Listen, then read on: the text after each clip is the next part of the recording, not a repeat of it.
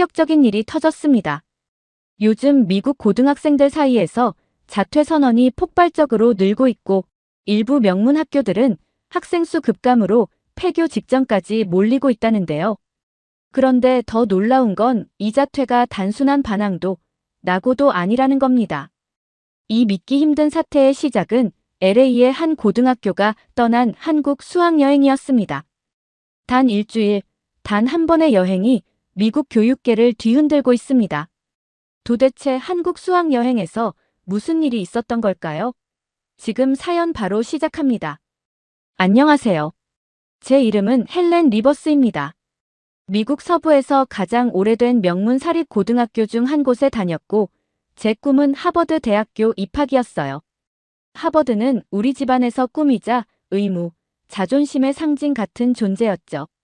아빠는 UCLA에서 정치학을 가르치시고 저는 어릴 때부터 교수님의 딸이라는 말 정말 많이 들었죠. 어머니는 의료계에서 일하시는 분이십니다. 딸이 하버드에 간다면 우리 집안의 자랑이자 완성이라고 늘 말씀하셨죠. 실제로 저는 초등학교 때부터 하버드 캠퍼스를 배경화면으로 설정해두고 AP 과목은 남들보다 한 학기 앞서 이수하며 미국 전국 모의 SAT에서 상위 2% 안에 들기도 했습니다. 하지만 그만큼 숨막히는 삶이었어요. 주말엔 과외, 평일엔 학원, 밤엔 스터디 그룹. 쉬면 안 된다는 말이 입버릇처럼 따라다녔고 제가 조금이라도 힘들다고 하면 아버지는 너 그 정도 각오도 없이 하버드 가겠다는 거냐고 하셨죠. 사춘기요? 저에겐 없었어요. 친구들과 노는 시간, 연애, 취미 같은 건 사치라고 생각하며 살아왔습니다. 그랬던 제가 지금은 하버드도 미국도 아닌 대한민국의 고등학교에 다니고 있습니다. 단지 수학여행을 한 번 다녀왔다는 이유로요.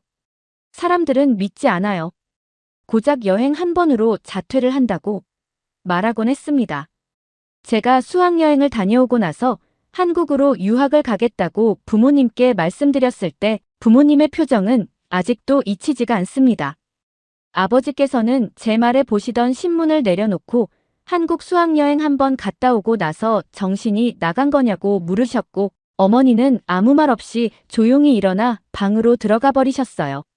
하지만 저는 물러서지 않았어요. 그 여행 이후로 미국 학교는 더 이상 제게 꿈을 향한 길이 아니라 숨조차 쉴 수 없는 공간처럼 느껴졌거든요.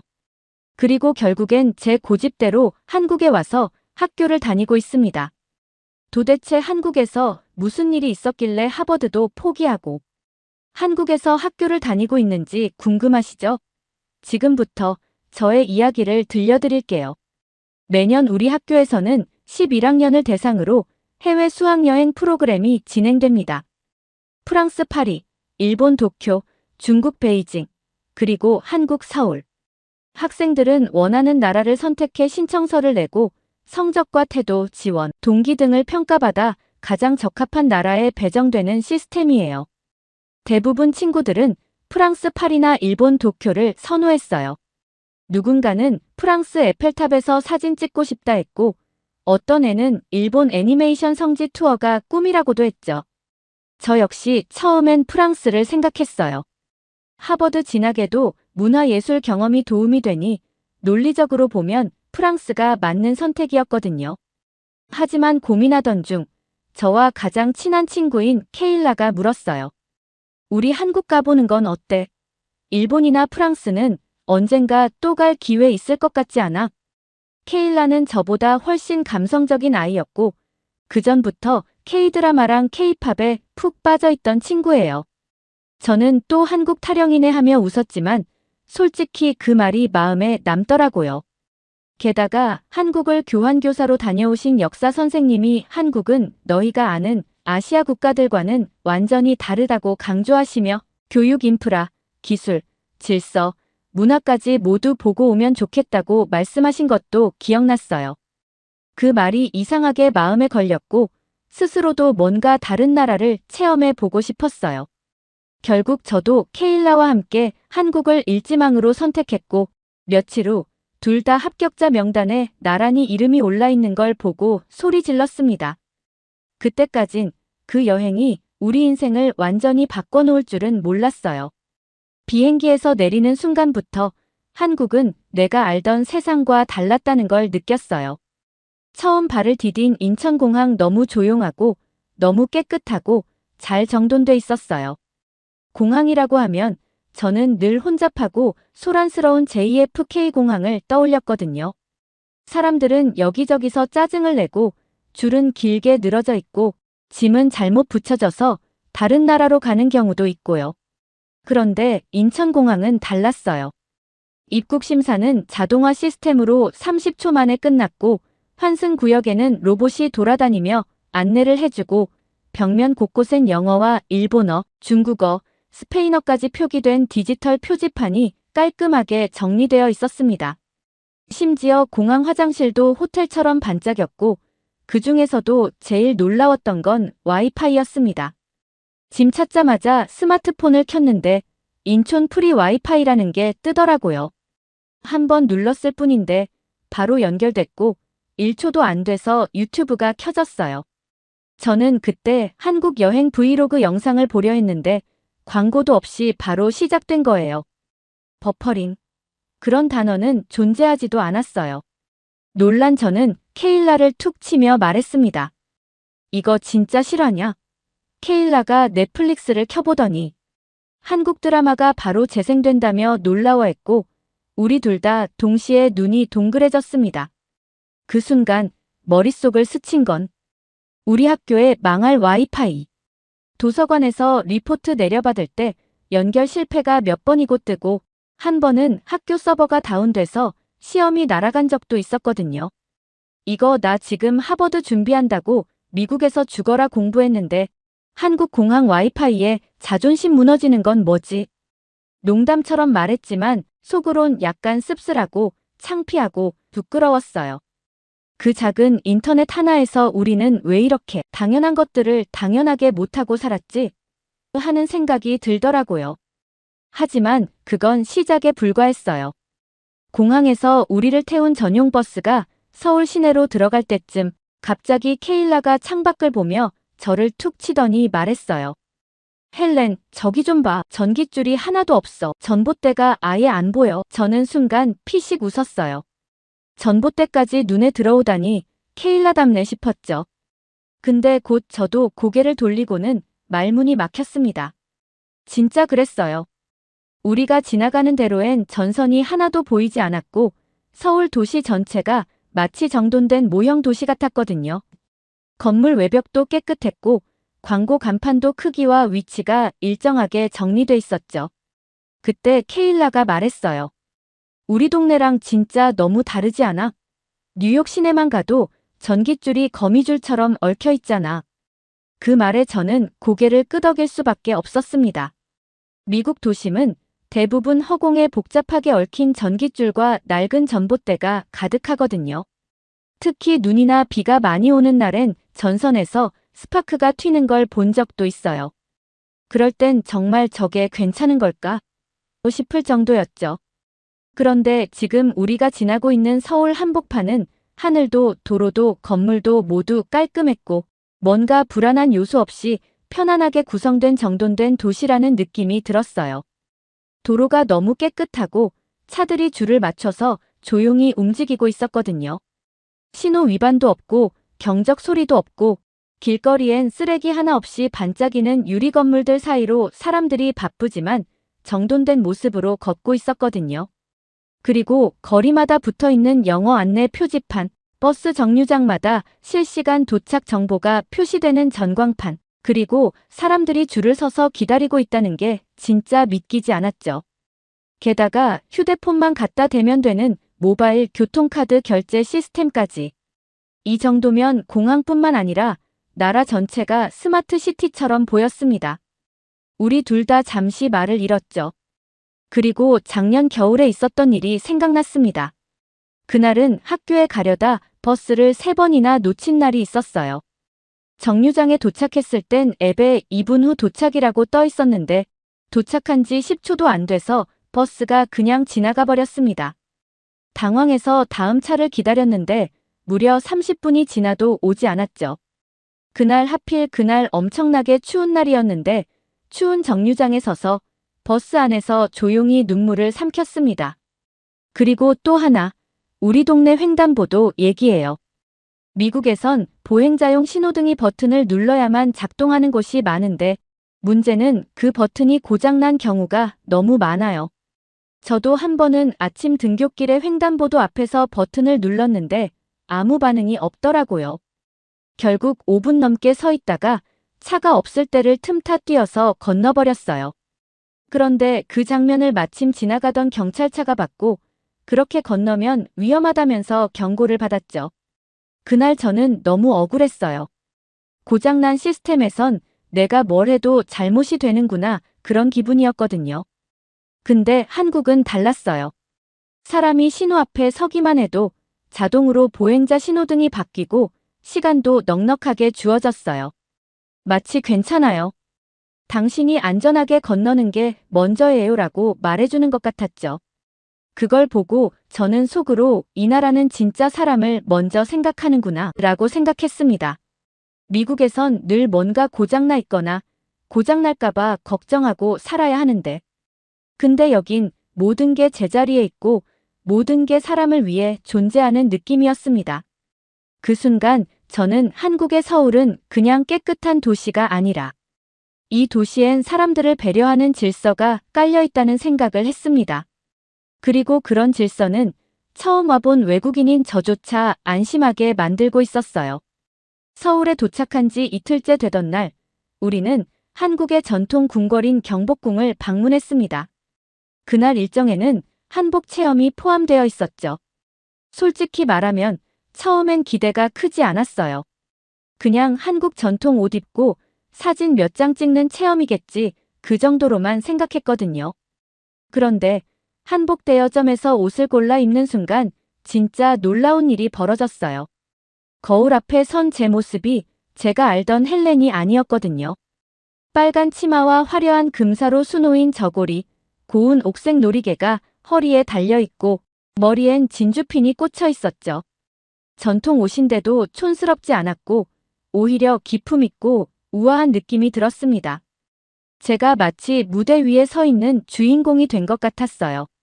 케일라가 제 모습을 보더니 헬렌, 너 진짜 왕실 사람 같아 하며 웃었고 저도 민망하게 웃었지만 속으로는 뭔가 이상한 감정이 올라왔습니다.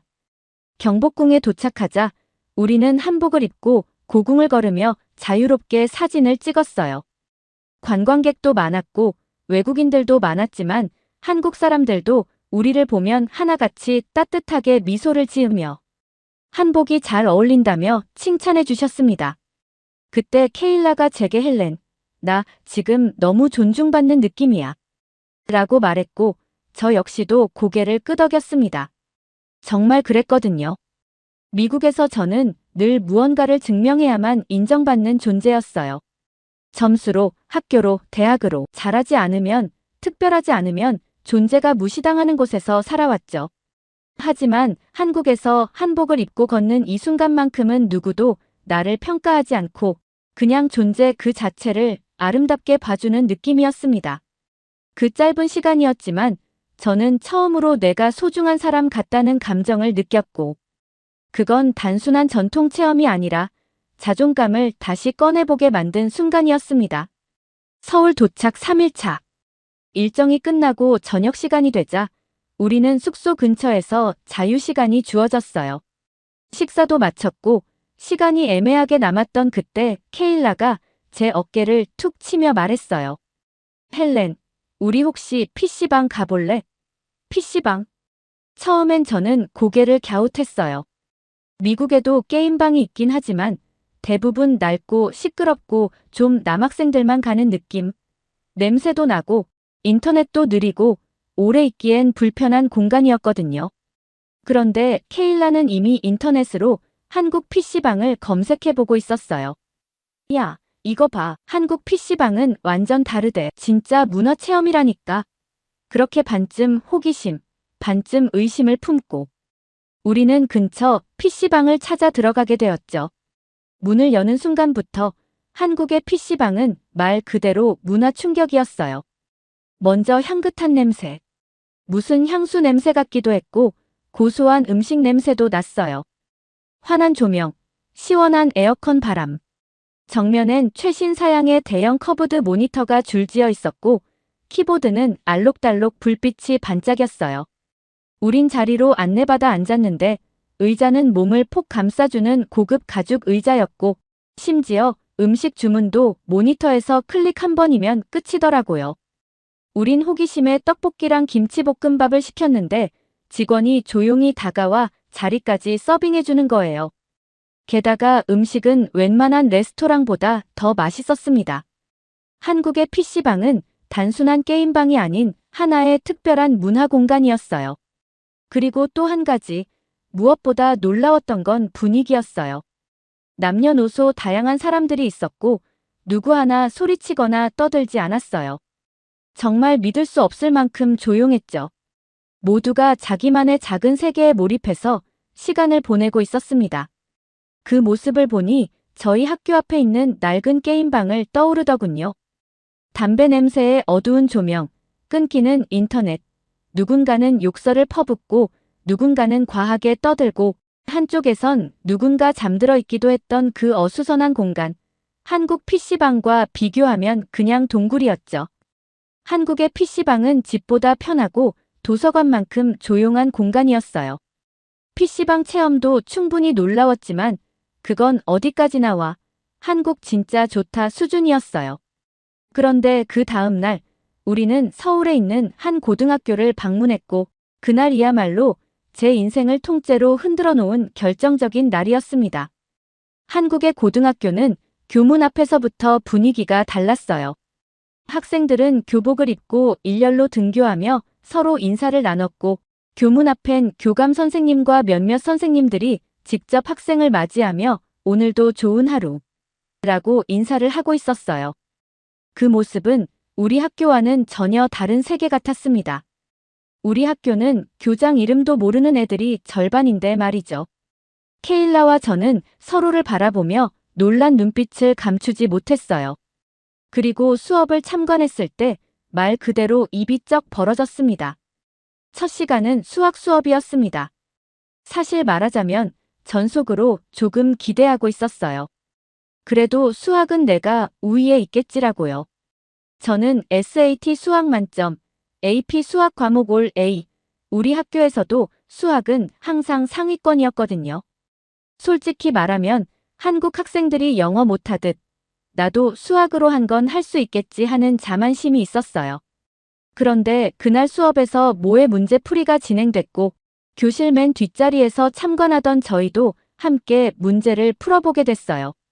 칠판에는 기하와 확률이 섞인 문제 하나가 나왔고 선생님은 이 문제는 조금 어려운 문제라고 말씀하시면서 누가 먼저 푸는지 한번 보자고 하셨습니다. 그러자 한국 학생들이 사각사각 연필을 움직이기 시작했어요. 저는 처음에 웃으면서 문제를 들여다봤는데 금세 얼굴이 굳었습니다. 문제의 의미조차 완전히 이해되지 않았어요. 뭐지? 내가 모르는 수학 기호가 왜 여기에? 알고 보니 문제 수준이 미국에서는 대학교 2학년에서 배우는 난이도였습니다. 그런데 단 5분도 안 돼 앞줄에 앉은 여학생이 손을 들고 정답을 말하더군요. 심지어 풀이 과정까지 조리 있게 발표했고 선생님은 흐뭇하게 웃으셨습니다. 게다가 다른 학생들도 줄줄이 손을 들었고 서로 다른 방법으로 풀이하는 모습은 마치 수학 캠프나 대학 세미나 같은 분위기였어요. 그 순간 저는 한 문제도 못 푼 채 아무것도 적히지 않은 종이를 내려다보며 말 그대로 멘붕 상태에 빠졌죠. 나는 수학을 잘한다고 믿었는데 한국 학생들 앞에서는 아무것도 아니구나. 그 후 나중에 들은 이야기였지만 그 교실에서 문제를 풀던 학생들 중 일부는 이미 국제수학올림피아드에서 상을 받은 경험도 있다고 했어요. 알고 보니 한국은 세계 수학 경시대회에서 늘 상위권을 차지하는 나라였고 수학뿐 아니라 과학, 정보 분야에서도 세계적으로 인정받는 교육 강국이었습니다. 수업이 끝나고 점심시간이 되자 우리는 학생들과 함께 급식실로 이동했어요.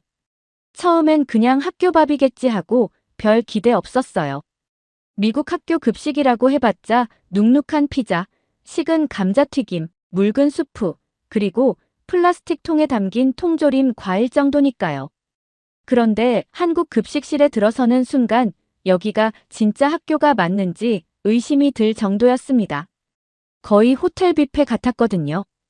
한 줄로 질서 있게 서 있는 학생들, 음식이 가지런히 담긴 스테인리스 식판, 갓 지은 밥에 고등어구이, 따끈한 미역국, 거기에 김치와 2가지 나물 반찬, 디저트로는 수박 한 조각과 요구르트까지. 게다가 각 음식마다 원산지 표기와 영양 정보가 적혀 있었고 배식해주는 분들도 많이 먹어 하며 웃어주시더라고요. 우린 조금씩 담아 식탁에 앉아 먹기 시작했는데 한 입, 2입 먹을수록 놀라움이 밀려왔어요. 건강하면서도 맛있고 자극적이지 않으면서 깊은 풍미. 그날 나온 미역국은 정말 속이 따뜻해지는 맛이었어요. 저는 그때 처음 알았어요. 학교 밥이 이렇게 정성스럽고 맛있을 수 있구나. 라고요. 그리고 가장 놀라운 건 이 모든 게 무료라는 사실이었어요. 그 순간 저는 깨달았어요. 한국 학교는 정말 학생을 위한 공간이라는 걸요. 미국에선 급식도 유료고 영양 균형도 엉망이고 음식이 맛없으면 그냥 안 먹는 학생도 많아요. 그걸 선생님들도 학교도 별로 신경 쓰지 않죠. 근데 한국에선 학생 한 명 한 명이 제대로 먹고 있는지까지 학교가 책임지는 느낌이었어요. 그리고 그게 급식이라는 식판 하나로 그대로 전해졌어요. 그날 점심은 제게 충격이자 위로였어요. 맛있다는 감탄보다 나도 한국 학교에서 지내고 싶다는 생각이 더 강하게 남은 한 끼. 그건 그냥 밥이 아니었어요. 나도 이 안에 속하고 싶다는 마음이 생긴 순간이었어요. 한국 고등학교 체험 일정을 마치고 숙소로 돌아온 저녁, 몸은 피곤했지만 이상하게 마음이 가라앉지 않았어요. 무언가 정리되지 않은 감정이 가슴 깊은 곳에서 천천히 일렁이고 있었거든요. 그래서 저는 케일라에게 잠깐 혼자 걷고 오겠다고 말하고 밤 10시 혼자 숙소 근처를 산책해 보기로 했어요. 사실 솔직히 말하면 조금 망설였어요. 미국이라면 절대 혼자서 밤 10시에 거리를 걷지 않았을 거예요. 특히 제가 사는 동네에선 밤에 혼자 나가는 건 그냥 위험천만한 일이에요. 길거리 총격, 마약 거래, 성범죄 늘 뉴스에 나오는 일들이 우리 일상이에요. 우린 매일 학교에서 총기 사건 대피 훈련을 해요. 한 번은 LA에서 저녁 8시쯤 집에 가려다 술 취한 남자 무리가 소리를 지르며 쫓아왔고 숨죽이며 골목으로 뛰어들어 식은땀을 흘리며 도망친 적도 있었습니다. 그때 이후로 밤이면 무조건 택시, 이어폰도 끼지 않고 전화기 꼭 쥐고 걸어야 안심이 됐어요. 그런데 한국에선 그게 너무 달랐어요. 거리엔 조용히 혼자 걷는 여성들이 있었고 환하게 켜진 편의점, 늦게까지 문 연 카페, 배달, 오토바이들이 오가며 도시는 살아있는 느낌이었지만 전혀 위험하지 않았어요. 오히려 모든 것들이 당신은 괜찮아요라고 말해주는 듯한 공간. 걷다 보니 한국에서는 두려움 없이 밤길을 걷고 있다는 것을 깨달았습니다. 그 모습이 저에겐 너무 충격이었어요. 이게 어떤 나라에선 상상조차 할 수 없는 일인데 한국에선 너무나도 당연하다는 듯 펼쳐지고 있다는 게 놀라웠습니다. 한국 수학여행을 마치고 미국으로 돌아왔을 때 저는 달라져 있었습니다. 미국으로 다시 돌아가는 날 인천공항에서 비행기를 탈 때까지만 해도 이게 현실이겠지 하며 애써 담담한 척했어요. 하지만 미국 공항에 도착하자마자 저는 말 그대로 현실에 부딪혔어요. 첫 번째 충격은 공항 화장실. 문이 반쯤 열려 있고 바닥은 축축했고 손 세정제는 텅 비어 있었어요. 그래, 이게 미국이지. 입 밖으로 말하지도 않았는데 속으로 그런 말이 새어나왔어요. 학교에 복귀한 첫날, 복도에서 마주친 친구들이 한국 여행 어땠냐고 물어봤지만 정작 그 물음에 대답을 못했어요. 좋았고 많은 생각을 하게 되었다고 말하며 웃었지만 속으로는 미국의 모든 것들이 낯설고 불편하게 느껴지고 있었어요. 그리고 다시 마주한 미국 학교 급식은 딱딱한 닭가슴살 샌드위치와 건조한 베이비 캐럿, 종이팩 우유 하나가 전부였어요. 수업 시간엔 다시 느려터진 와이파이와 혼란스러운 교실 소음에 짜증이 밀려왔어요. 그리고 어느 날 갑자기 총기 경보 사이렌이 울렸습니다. 이건 훈련입니다. 교실 문을 잠그고 불을 끄세요. 불 꺼진 교실 안에서 책상 밑에 웅크린 채 숨죽이고 있던 그 순간 제 머릿속에는 서울 밤거리에서 편의점 가던 제 모습이 떠올랐어요. 한국은 진짜 안전했는데 여긴 왜 이래야 하지? 며칠 후 저는 부모님에게 한국에서 학교를 다니고 싶다고 조심스럽게 말했습니다. 아빠는 제가 농담을 하는 줄 알고 처음엔 웃으며 잠깐 한국 여행 다녀온 게 그렇게 좋았냐고 하시더라고요. 하지만 저는 또박또박 진지하게 말씀드렸습니다. 제 말에 엄마는 단호한 눈빛으로 하버드 보내려고 지금까지 얼마나 준비했는데 그건 말도 안 된다고 딱 잘라 말하셨습니다.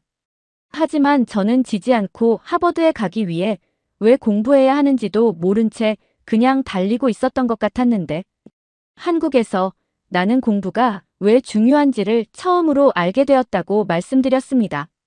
그건 충동도 반항도 아니었어요. 진심이었고 처음으로 내 인생을 내 의지로 선택하고 싶다는 결심이었습니다. 며칠을 고민한 끝에 부모님은 제 선택을 존중해 주셨어요. 그리고 저는 학교에 자퇴서를 제출하고 한국 유학을 준비하는 삶을 시작하게 됐습니다. 유학을 준비하는 과정은 쉽지 않았어요. 비자 서류, 추천서, 인터뷰, 입학시험까지 매일 밤 잠을 줄이며 준비했어요. 하지만 그 어떤 순간도 포기하고 싶지 않았어요. 그곳에서 보낸 시간만큼 제 인생에서 진짜였던 적이 없었으니까요. 그리고 지금 저는 한국의 국제고등학교에 재학 중인 유학생 헬렌입니다. 아직 한국어는 완벽하지 않아요. 하지만 제 옆엔 늘 도와주는 친구들이 있고 선생님들은 제가 따라올 수 있도록 자료를 따로 준비해 주시기도 해요. 교실 안에서는 토론이 끊이지 않고 수업이 끝난 뒤에도 친구들과 도서관에서 공부하며 매일매일이 도전입니다. 하지만 힘들지 않아요. 왜냐면 제가 진짜 꿈을 꾸고 있는 곳이니까요. 한국은 저에게 단순한 나라가 아니라 내 삶의 방향을 바꾸어준 미래 그 자체였어요. 혹시 이 영상을 보고 계신 여러분도 언제, 어디서든 새로운 문화가 여러분 인생을 바꿔줄 수 있다는 걸 기억해 주세요. 그리고 한국이라는 나라가 이렇게 누군가의 꿈이 되고 희망이 되고 인생의 전환점이 된다는 걸 많은 분들이 알아주셨으면 좋겠어요. 감사합니다. 헬렌이었습니다. 오늘의 사연 어떻게 들으셨나요? 한 번의 수학여행, 그 짧은 7일간의 경험이 한 소녀의 인생 전체를 바꿨습니다. 처음엔 단순한 호기심이었고 그저 한 나라를 구경해보는 정도였지만 헬렌의 용기 있는 선택이 마음속에 작은 울림이 오는 감동적인 사연이었습니다. 오늘의 사연이 좋으셨다면 좋아요와 구독, 그리고 따뜻한 응원 댓글도 잊지 말아주세요. 세상 어딘가에서 새로운 길을 걷고 있는 누군가에게 당신의 한 줄이 큰 힘이 될지도 모릅니다. 감사합니다.